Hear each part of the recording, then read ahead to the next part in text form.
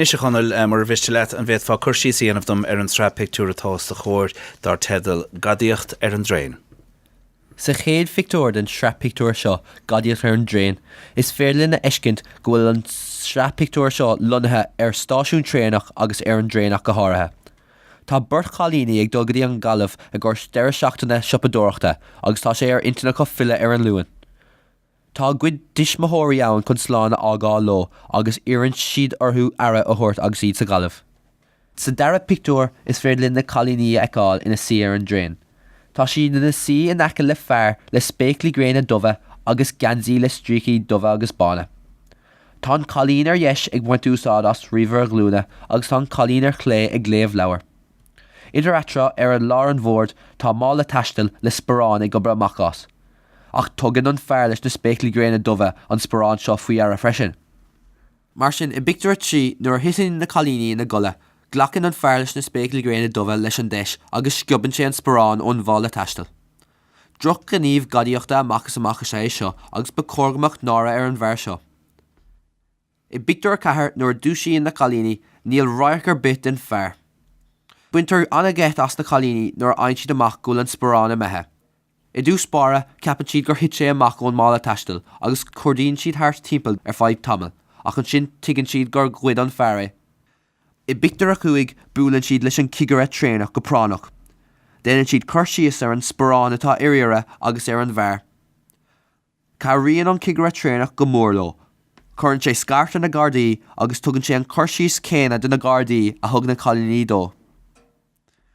I bictiúr sé nuair a thuiceann an Traein Gaeltachta tá na Gardaí ag fannacht ar an tardáin leis an Gadaí.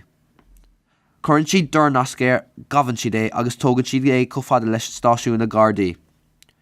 Fáin na chalíní an sporán arás agus tá siad fíormhuacht na Gardaí agus don cigarette tréanach.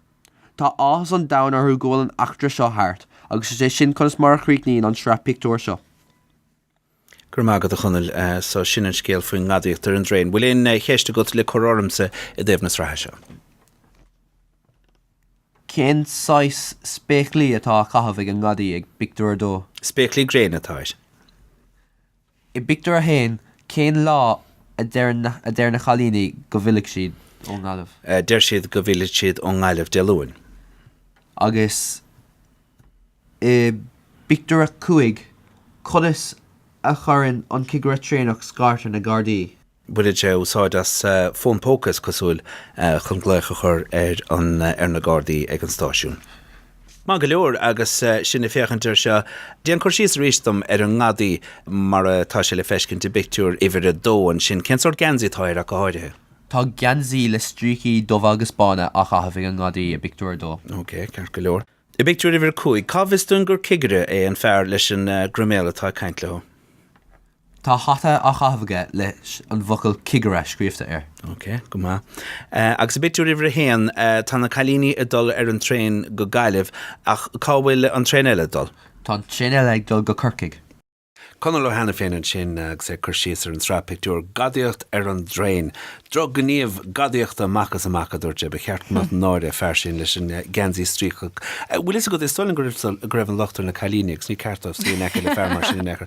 Bhí cuma míomhcánta ar an túsach sin scéile ar fad. A rís an tálaíocht agus an fuiineh a chur ag conal isteach inta chuirsíos áirithe sin a fuil. Tá go leor fuinmh le feiceáil an sin agus tá sé ag buint úsáid as sa chuid saolaíochta agus le roigh an gníomh seo don scrúdú go mbeidh tuiscint wa aige agus é chur an scéal os ar gcóir. Agus tú I gála bhú don Scrúdú Béil se áine. Mátá gailge bhagat mátá tú ar do chumpórt go maithans a gailge.